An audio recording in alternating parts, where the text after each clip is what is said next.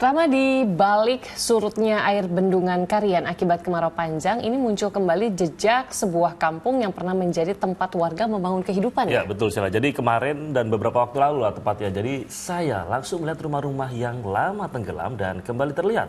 Hal ini rupanya menghidupkan kenangan tentang pengorbanan warga demi pembangunan sebuah bendungan besar.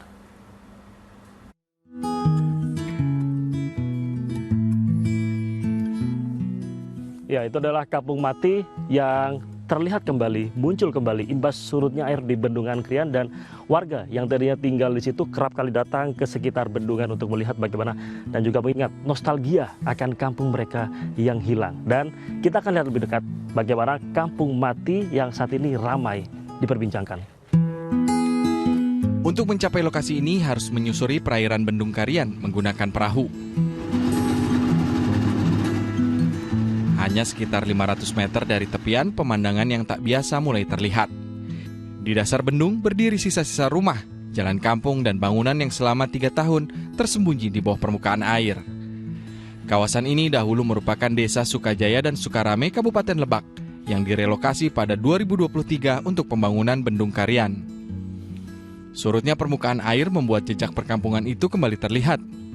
Dinding-dinding rumah yang mulai lapuk, jalan setapak, hingga puing bangunan menjadi saksi bisu kehidupan yang pernah berlangsung di tempat ini. Perkampungan ini direlokasi demi pembangunan Bendung Karian. Seluruh warga harus meninggalkan rumah mereka dan memulai kehidupan baru di tempat lain. Kini di saat air menyusut, kampung yang pernah tenggelam itu kembali mengingatkan bahwa di balik pembangunan infrastruktur besar ada kisah dan kenangan yang tak pernah hilang. Kalau misalnya lihat-lihat gini ya kita ingat masa lalu gitu Pak. Banyak kenangannya gitu Pak.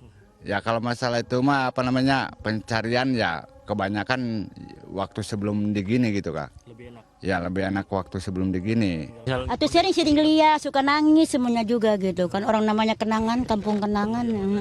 Banyak yang nangis, kadang lihat rumah. Kadang-kadang kalau bisa kita mau nyebrang ke sana, nggak bisa aja.